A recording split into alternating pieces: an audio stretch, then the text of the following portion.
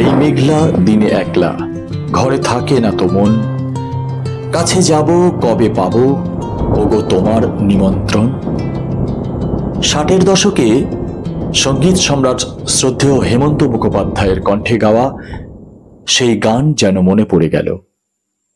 তার কারণ, দুপুরের খাওয়ার পর্ব শেষ করে হলিডে হোমের ব্যালকনি বারান্দা দিয়ে যখন দেখলাম দীঘার সমুদ্র সৈকতের আকাশে কালো মেঘের ঘনঘটা ছড়িয়ে গেছে, তখন বুঝেই গেলাম প্রকৃতির এক আকস্মিক নিমন্ত্রণ পত্র হাতে এসে গেছে।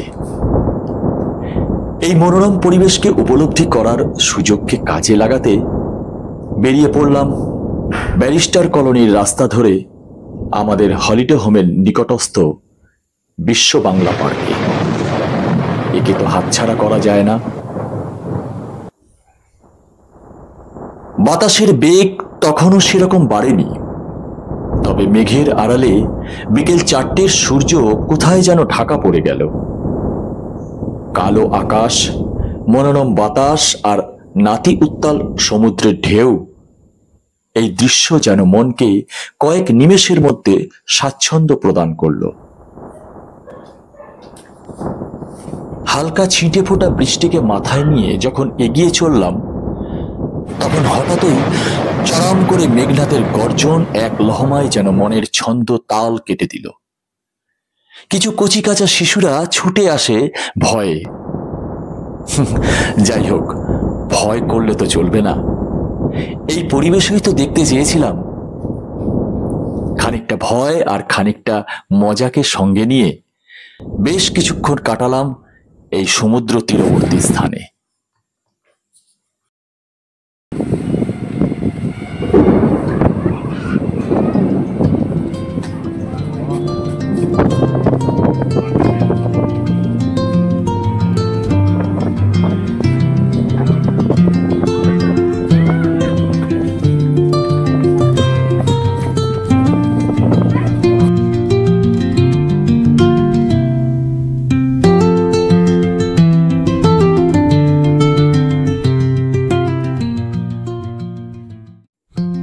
অতঃপর মেঘ বৃষ্টির এই খেলাকে উপলব্ধি করতে করতে যখন সন্ধ্যা ঘনিয়ে এলো, তখন হঠাৎ মনে পড়ে গেল, আরে আমাদের তো হলিডে হোমে ফিরে যেতে হবে, আবার রান্না বান্না আছে। তো সেই কারণে আমরা পৌঁছে গেলাম বাজারে কিছু প্রয়োজনীয় সবজি যেমন আলু, পেঁয়াজ, আদা, রসুন কিনতে, এবং তার সাথে মুদিখানার দ্রব্য। টমেটো, শসা তো আর 60 টাকা করে দিন। শসা কত? ঠিক করে হিসাব করেন।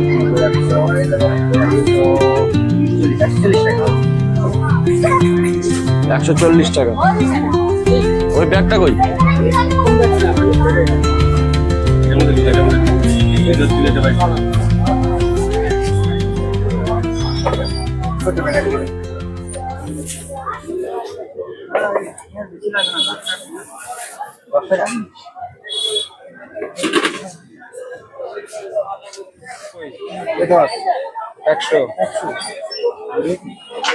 কত?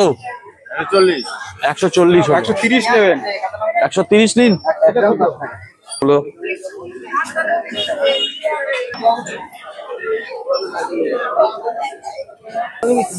চাল এখন নেবো নাকি? চাল হবে না নাকি নিয়ে নেবে?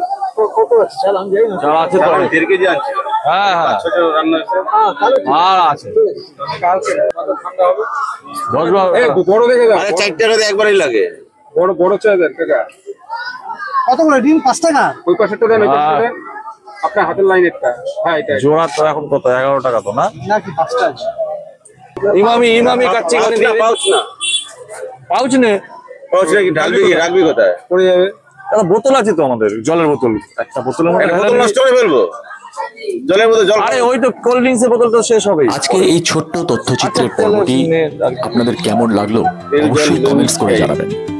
ভালো লাগলে লাইক করবেন এবং প্রিয়জনের কাছে শেয়ার করবেন। আর যারা সাবস্ক্রাইব করেননি তারা অবশ্যই সাবস্ক্রাইব করবেন। বি হ্যাপি কৌশিক চ্যানেলের পক্ষ থেকে সকলকে শুভেচ্ছা এবং ধন্যবাদ জানিয়ে এখানেই শেষ করলাম। নমস্কার।